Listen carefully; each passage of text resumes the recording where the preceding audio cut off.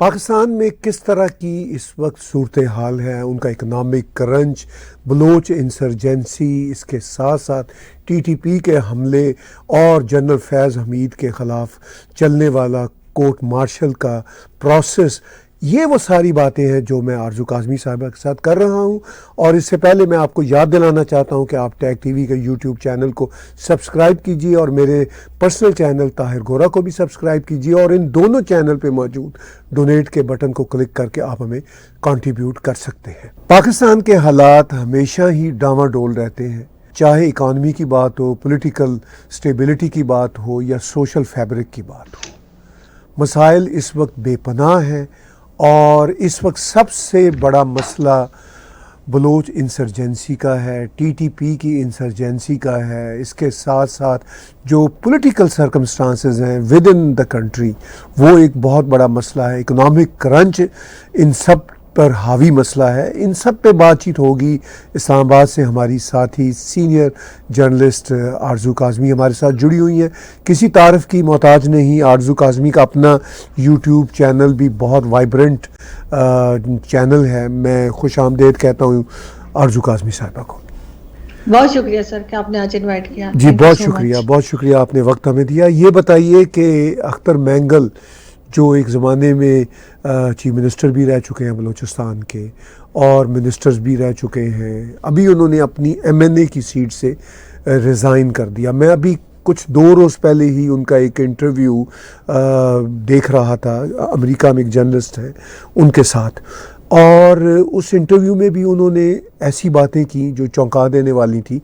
Akhtar mangle ने हमेशा 2 तरफा काम करने की कोशिश की कि एक तरफ तो वो हुकूमत पाकिस्तान के साथ भी एलाइड रहते थे, दूसरा वो हुकूमत पाकिस्तान को मैसेज भी देते थे कि बलूचिस्तान में ठीक नहीं चल रहा।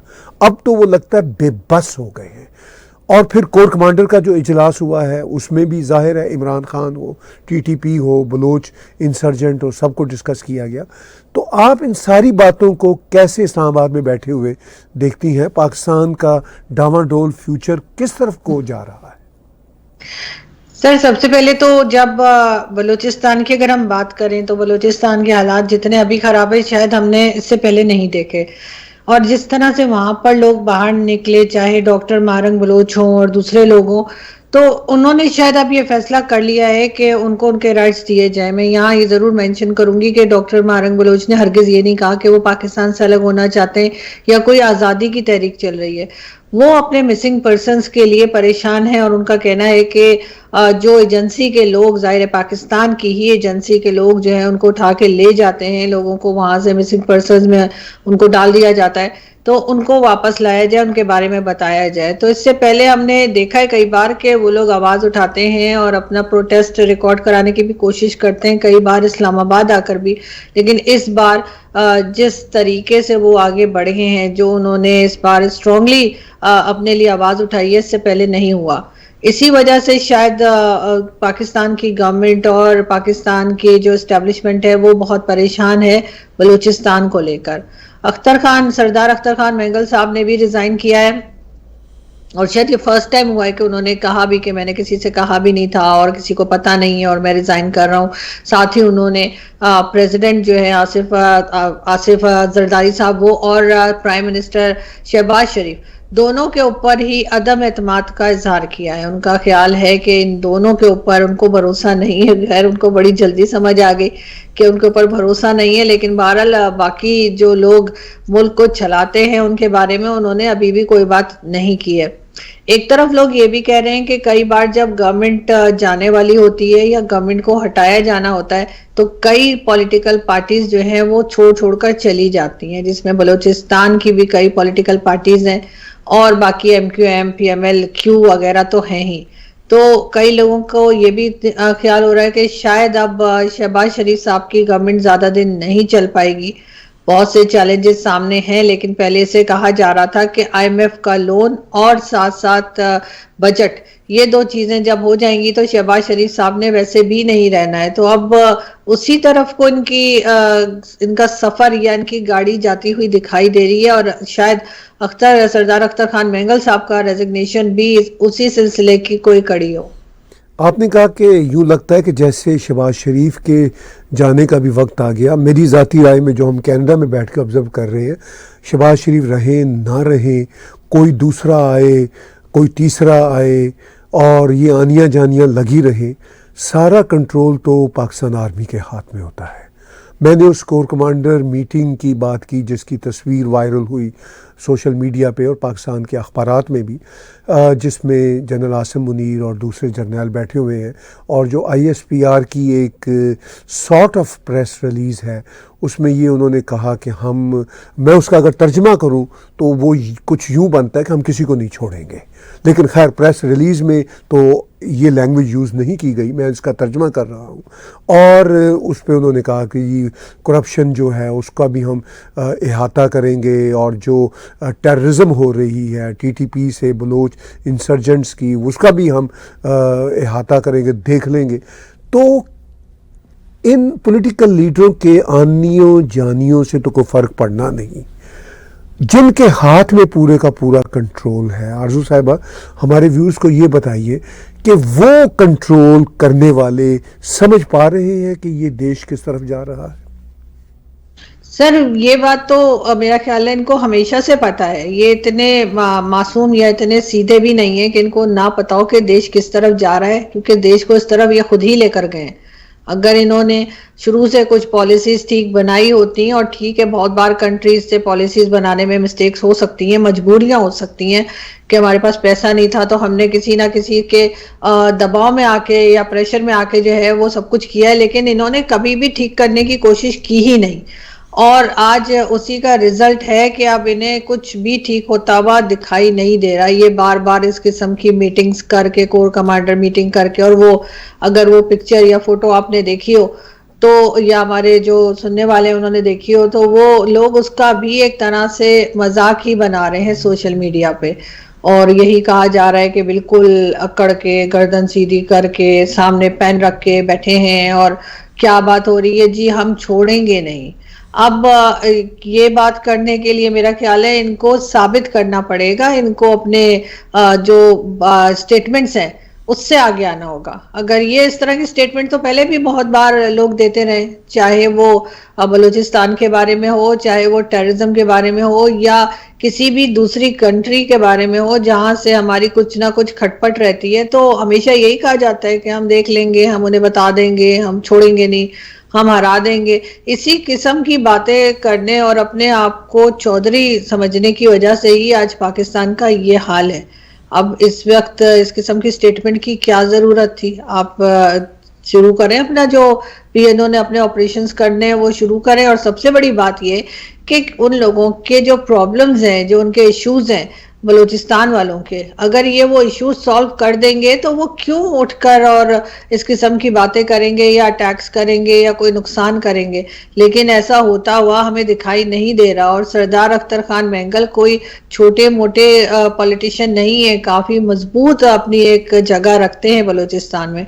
अगर वो बलूचिस्तान के लिए कुछ भी करने में नाकाम रहे हैं और उनको नेशनल असेंबली की सीट से रिजाइन करना पड़ा है, तो इसका साफ मतलब तो यही मुझे समझ आती है कि ये लोग कुछ करने को तैयार नहीं है।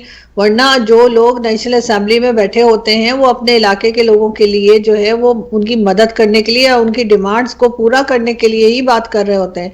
लेकिन अगर बलूचिस्तान के सबसे मजबूत कहने चाहिए कैंडिडेट को जो है, या असेंबली में जो मौजूद थे, अगर उनको रिजाइन करके ये कहना पड़ रहा है कि उन्हें प्राइम मिनिस्टर और प्रेसिडेंट के ऊपर एतमाद नहीं है और वो चले जाते हैं, तो इसका मतलब यही है कि ये लोग कुछ करने को तैयार नहीं है और ना वो कुछ करवा पा रहे हैं।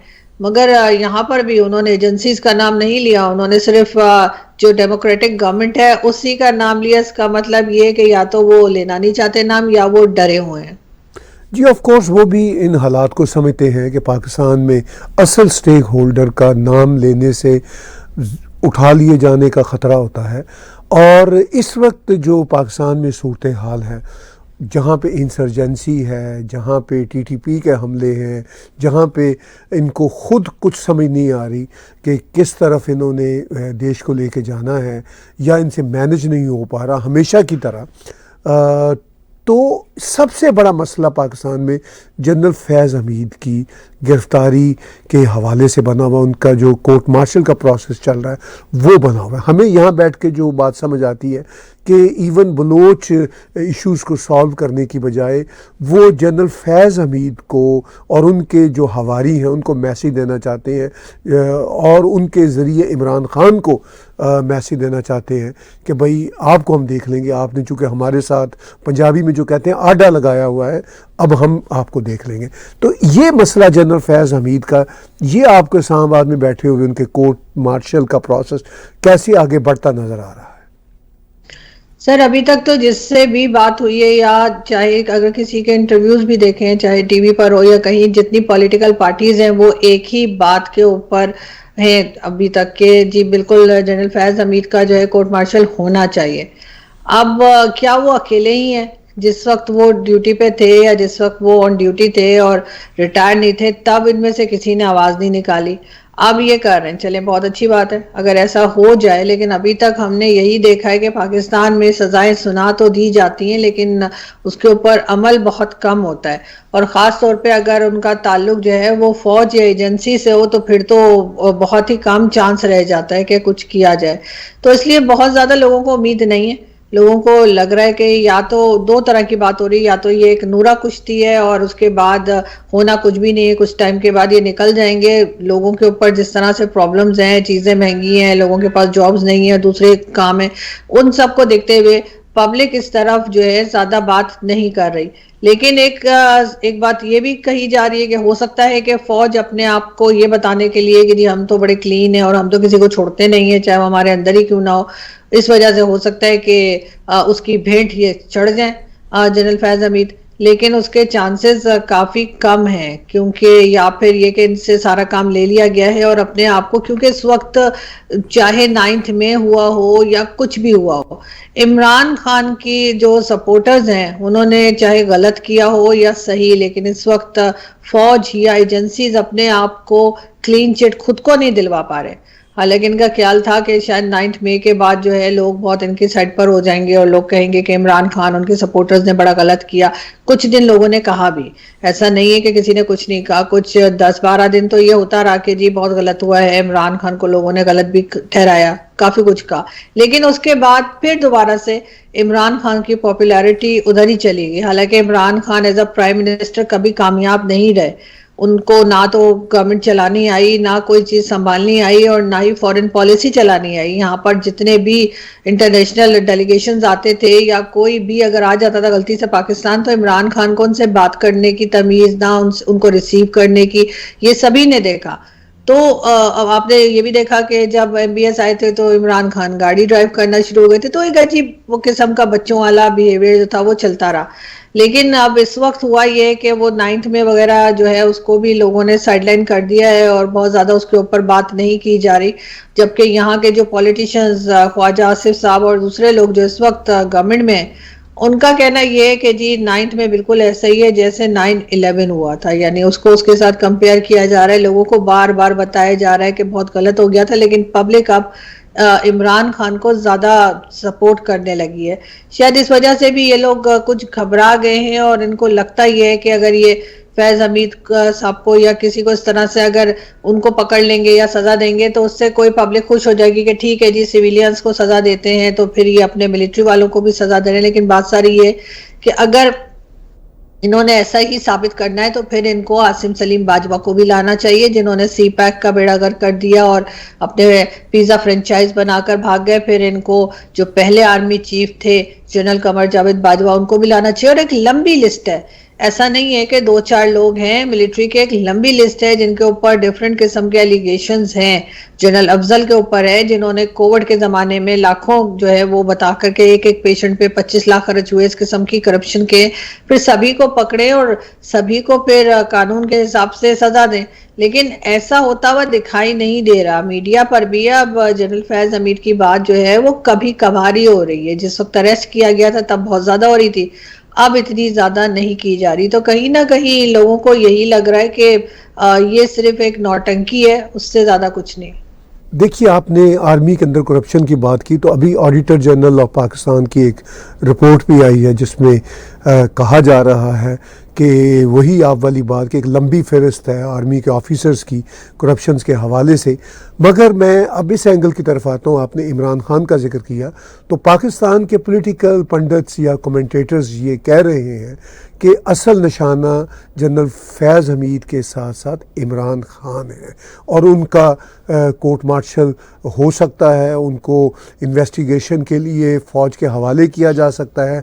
इसीलिए उन्होंने पाकिस्तान की कोर्ट्स में इमरान खान ने ऑलरेडी एक प्रीएम्प्टिव दरख्वास्त भी दे दी है कि मुझे आर्मी के हवाले होने से बचाया जाए। तो इस बात का इम्कान आपको कितना नज़र आता है? सर, इसमें तो बहुत लोगों को जो है वो यकीन है कि जनरल फैज जो है वो इमरान खान के साथ मिले हुए थे, और इमरान खान और उनके बारे में ये भी कहा जाता है कि इन्होंने ये भी प्लान किया था कि 10 से 15 साल के लिए इमरान खान जो है वो प्राइम मिनिस्टर रहेंगे और जनरल फैज को जो है वो आर्मी चीफ बना दिया जाएगा। उसके बाद वो जैसे होती है कि एक ही आदमी की जो है वो गवर्नमेंट चल रही है और कुछ इस किस्म की डिक्टेटरशिप टाइप का जो है वो कोई सेटअप लाने की तैयारी थी, जिसका पता चल गया और उसके बाद ये सब कुछ हुआ। तो ये चीज़ तो डेफिनेटली है, और अगर ये कहीं से भी इस बात का कोई प्रूफ अगर मिल गया पाकिस्तान आर्मी को या इनफैक्ट गवर्नमेंट को तो खैर नहीं कहना चाहिए, आर्मी को ही, तो आर्मी अपने अंदर इस किस्म की जो बगावत है या इस किस्म की जो चीज़ें हैं वो मेरा ख्याल है नहीं होने देती और होने देनी भी नहीं चाहिए। इसलिए कि वो तो फिर बहुत गलत हो जाएगा कि आर्मी के अंदर ही फूट पड़ जाएगी और आपस में ही एक तरह की लड़ना पड़ना जो है वो शुरू हो जाएगा, जो कि उनके लिए ना सही लेकिन पाकिस्तान के लोगों के लिए बहुत नुकसानदेह है। तो मेरा ख्याल है कि अगर इनको अपने आप को प्रूव करना है तो फिर यही है कि सभी लोगों को अरेस्ट करें और जो लोग करप्शन में डेफिनेटली उनको अरेस्ट करें और उनके ऊपर उसी तरीके से जो है वो केस चले जैसे इमरान खान पे चल रहा है। इमरान खान तो डेफिनेटली, जब इमरान खान की एक तरह की बैकबोन के तौर पे काम कर रहे थे जनरल फैज, और अगर वो अरेस्ट हो गए हैं तो इमरान खान की तो समझे कि जाहिर है कि ज़्यादा जान जो है या कह लीजिए कि ज़्यादा प्रॉब्लम जो है वो क्रिएट हो जाएंगी, उनकी जान भी एक तरह से खतरे में वो जैसे कहते हैं आ सकती है। और इनको ये भी कहा जा रहा है कि इनका केस जो है वो मिलिट्री कोर्ट की तरफ ले जाने की कोशिश की जा रही है। इमरान खान को कई बार ये भी बताया जा चुका है गवर्नमेंट की तरफ से या गवर्नमेंट मिनिस्टर्स की तरफ से, बल्कि कई बार तो आईएसपीआर और इस तरह के लोग जो स्टेटमेंट देते हैं उनकी तरफ भी जब इमरान खान ने कोई बात की तो उन्होंने कहा कि जनरल फैज का जो है वो ओपन में जो है वो केस चले ना चले, आपका जरूर चलेगा। ये इमरान खान को जवाब दिया गया जब इमरान खान ने कहा कि कोर्ट जो है वो ओपन में लगाई जाए और मीडिया के सामने बात की जाए, तो उनसे कहा गया कि आपका जरूर ऐसा होगा। तो डेफिनेटली अगर जनरल फैज जो है वो मुश्किल में आएंगे तो इमरान खान के निकलने के चांसेस जो हैं वो बहुत कम रह गए हैं। देखिए, इमरान खान की जो पॉपुलैरिटी है पाकिस्तान में वो एक तरह से अनप्रेसिडेंट हम देख रहे हैं। ऐसा नहीं कि उनको पूरी आवाम चाहती है, मगर आवाम की अक्सरियत उनको ज़रूर चाहती है। मगर हमेशा से पाकिस्तान आर्मी का ही होल्ड रहा है पाकिस्तान के पॉलिटिकल इदारों पे, पाकिस्तान की पॉलिटिक्स पे। तो क्या आपको लगता है कि अब ये जो पाकिस्तान आर्मी और इमरान खान की टसल है उसमें कौन आपको इन द लॉन्ग रन जीतता नजर आ रहा है, इमरान खान या पाकिस्तान आर्मी? मुझे सर लग रहा है कि पब्लिक जीतती दिखाई दे रही है, ना पाकिस्तान आर्मी दिखाई दे रही है ना इमरान खान, क्योंकि लोगों ने अब वो बातें करनी शुरू कर दी हैं जो हमने कभी अपनी लाइफ में नहीं सुनी थी। हम हमेशा से स्कूल लाइफ से जो है वो एक बड़ा तरीके से लोग बनाया करते थे कि जी 14 अगस्त है, उसके बाद जी 6 सितंबर है, और इस तरह की चीज़ों के ऊपर लोग बड़ी झंडियाँ वंडियाँ लगाया करते थे। वो बंद हो गई हैं। और वो ऐसा नहीं है कि कोई सिर्फ ऐसे लोग जिन्होंने बहुत पढ़ लिख लिया या बहुत उन्होंने शोज देख लिए या कहीं पे आर्टिकल पढ़ लिया, ऐसे लोग भी जिनको ज्यादा पढ़ाई लिखाई से कोई लेना देना नहीं है, वो भी इस वक्त मेरी 2-4 लोगों से बात हुई तो वो कहने लगे जी हमने कोई 14 अगस्त पे सेलिब्रेशन नहीं की, कि वो कह रहे हैं कि तंग आ गए हैं कि यहाँ पे जो कुछ हो रहा है। तो मेरा ख्याल है कि पब्लिक जो है उसमें अब अवेयरनेस आने लगी है। ये और बात है कि आपको वो बहुत ज़्यादा शायद पब्लिकली बोलते हुए दिखाई ना दें, क्योंकि जो बोलेगा वो फिर दिखेगा नहीं। और लेकिन अब ये कितने लोगों को गायब करेंगे? मतलब 26 करोड़ की आबादी है और उसमें से एक बड़ी तादाद जो है वो अब इस बात को जिम्मेदार ठहराने लगी है कि पॉलिटिशियंस के साथ साथ एजेंसीज और फौज जो है वो भी पाकिस्तान की हालत खराब करने में सबसे आगे रहे। बहुत बार तो हमारे जो इंडियन मीडिया है और इंडियन मीडिया के जो फ्रेंड्स हैं या कह लीजिए जो मीडिया में हैं लोग, उन्होंने जो जो बातें की, इनके बिजनेसेस के बारे में बताया कि जी इनके ये बिजनेस है, वो बिजनेस है, डीएचए है, कॉर्नर के प्लॉट्स हैं, क्या कुछ है, कौन कौन सी कंट्रीज में ये लोग चले जाते हैं रिटायरमेंट के बाद, इनकी फैमिलीज कहाँ हैं, और इनकी जो भी कह लीजिए इन्होंने जैसे एक तरह से अपने आप को यहाँ पर सेट किया है पाकिस्तान की एजेंसीज और फौज ने। अब मैं उन लोगों का नाम नहीं ले रही जो आम सिपाही होते हैं या जो बॉर्डर पे खड़े होते हैं, डेफिनेटली उनकी बहुत खिदमत होती हैं, उनको तो हम गलत नहीं ठहरा सकते, लेकिन कुछ लोग जो कि ऊपर के लेवल पर होते हैं, जिनके हाथ में पावर होती है, डेफिनेटली उन्होंने जरूर पाकिस्तान को नुकसान पहुंचाया है। और अब पाकिस्तान की पब्लिक को ये बात समझ आ गई है, अब वो खुलकर बात करने लगे हैं और एक तरह से लोगों से चिढ़ने भी लगे हैं। और ये चीज जो है ये यकीनन ऐसी है जिसके लिए ये लोग बहुत परेशान है कि किस तरह से अपने आप को ड्राई क्लीन करके दोबारा सामने लाया जाए। शायद यही वजह है कि कुछ लोगों के ऊपर इन्होंने एक्शन भी किया है, वरना इससे पहले तो हमने नहीं देखा। यहाँ तक कि जनरल परवेज मुशर्रफ को भी जो है वो दुबई जाने की इजाज़त मिल गई थी, लंदन जाने की परमिशन थी, और उसके बाद मरने तक वो वापस नहीं आए। उसके लिए भी लोग यही कहते थे कि कभी भी सजा नहीं होगी, क्योंकि आर्मी कभी अपने ऊपर ये दाग नहीं लगने देगी कि किसी आर्मी चीफ को इस तरह से सजा हुई है। लेकिन इस बार इनको थोड़ा सा एक्शन करना पड़ गया, और उसका रीज़न शायद यही है कि इनकी रेपुटेशन जो है वो बहुत ज़्यादा ख़राब हो गई है। अब 2-4 लोगों को या 10-20 लोगों को उठा लेने से, मारने से या डराने धमकाने से काम नहीं हो रहा। अब यही है कि थोड़ा अपने ऊपर भी कुछ करके दिखाना होगा, अपने इदारे को भी सही करके दिखाना होगा, वरना कुछ नहीं हो पाएगा। देखिए, आपने बात की कि लोग अब 14 अगस्त भी मनाने से गुरेज कर रहे हैं, 6 सितंबर भी मनाने से गुरेज कर रहे हैं। इसलिए लोग देख चुके हैं कि 76-77 वर्षों में पाकिस्तान के अंदर उनकी बेहतरी के लिए कोई काम नहीं हुआ, चाहे कोई भी सरकार रही हो, और हर सरकार के पीछे पाकिस्तान आर्मी होती है, ये हम सब जानते हैं। और फिर वो भारत के साथ भी अपने आप को कंपेयर करते हैं कि भारत में बतदरीज चीज़ें बेहतर हो रही हैं, भारत का वक़ार दुनिया में बुलंद से बुलंदतर होता जा रहा है, और भारत एक स्टेबल सोसाइटी है, बड़ी डेमोक्रेसी है। तो भारत के हवाले से पाकिस्तानी अवाम कैसे कंपेयर करते हैं और अपने आप को किस हालत में महसूस करते हैं when they compare themselves with India? Sir definitely अब बहुत लोगों को पता लग गया है कि भारत जो है वो पाकिस्तान से बेहतर ही जा रहा है, चाहे उसकी इकोनॉमी को देख लीजिए, चाहे फॉरेन पॉलिसी को देख लीजिए, हर चीज़ में जो लोग देख रहे हैं कि वहाँ के लोग उस तरह से परेशान नहीं है जिस तरह से यहाँ पर आटे दाल चावल के लिए लोगों की लाइन लगी होती है, और जिस प्राइस में मिल रहा है वहाँ पर ऐसा नहीं है। वहाँ पर लोगों को मालूम है कि ना तो फ्यूल का कोई ऐसा मसला है, ना ही कोई प्राइसेस इतनी ज़्यादा है, ना उनके बिजली के बिल इतने बड़े बड़े आ रहे हैं कि जिससे कि लोग परेशान हो जाएं। तो डेफिनेटली लोगों को जो एक पढ़ाया गया था, सिखाया गया था कि भारत हमारा दुश्मन है और हमें जो है हर वक्त भारत से खतरा है, वो उसमें से भी निकल गए। अब हमें बहुत से लोगों को ऐसा नहीं लगता कि भारत हमारा दुश्मन है, ना ही हमें ऐसा लगता है कि भारत हमें कोई मारने या खाने आ रहा है जो हमें बताया जाता है।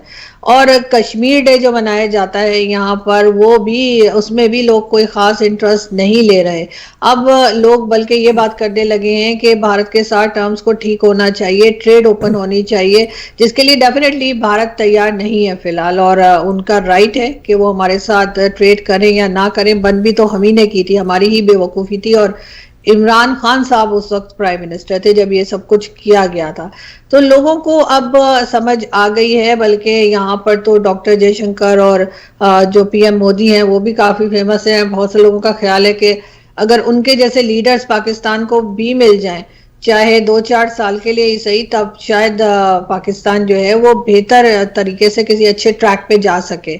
यहाँ तक कि वो साजिद तारड़ साहब भी कई बार मेरे शो में कह चुके हैं और दूसरी जगह पर भी कि पाकिस्तान को जो है वो मोदी जी जैसा कोई लीडर चाहिए। मैं इसकी ये बात नहीं है इसमें कि उनकी के हर चीज़ परफेक्ट है, ऐसा नहीं है। भारत में भी बहुत सी चीज़ें होंगी जो डेफिनेटली अभी उनकी गवर्नमेंट या उनके लोग चाहते होंगे कि ठीक हो, लेकिन बहुत कुछ ठीक है। और वो देखकर पाकिस्तान में तो कुछ भी ठीक नहीं है। हमारे पासपोर्ट्स की जो हालत है, हमारे लोग जो हैं वो गल्फ कंट्रीज से निकाले जा रहे हैं भीख मांगने की वजह से, और जिस तरह से यहाँ पे भी का बिजनेस शुरू हो चुका है और काम नहीं हो रहा, बार बार आईएमएफ के पास जाते हैं, आईएमएफ ने भी $7 बिलियन रोक दिए, उसके बाद यूएई गए कि जी 4 बिलियन वहां से मिल जाए, वो भी नहीं मिले। तो ये हालत देखकर जाहिर है कि जो पाकिस्तानी कहीं बाहर चाहे घूमने फिरने ही जाना चाहते हो, वो भी एम्बेरस हो जाते हैं कि किस तरह से करें और क्या बात करें।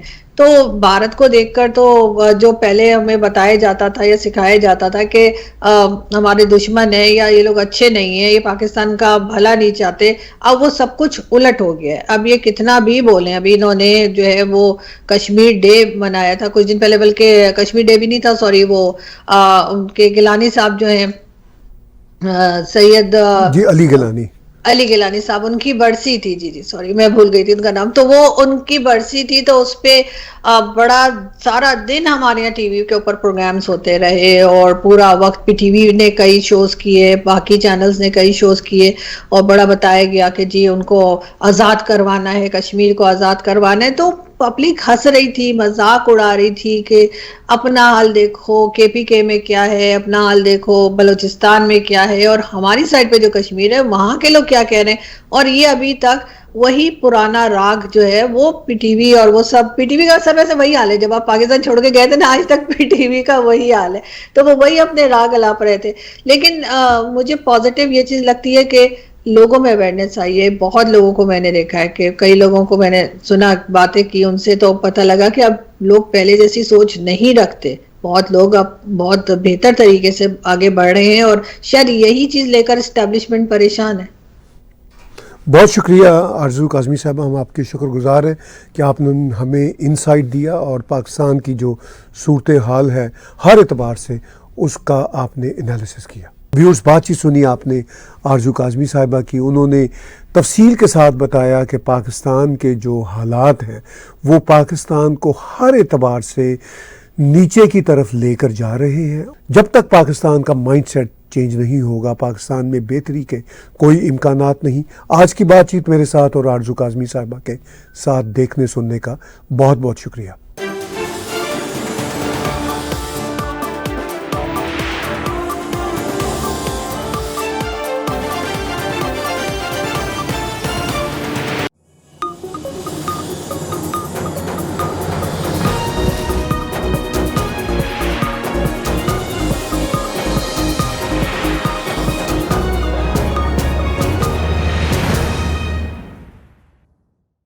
Subscribe TAG TV YouTube channel and press the notification button.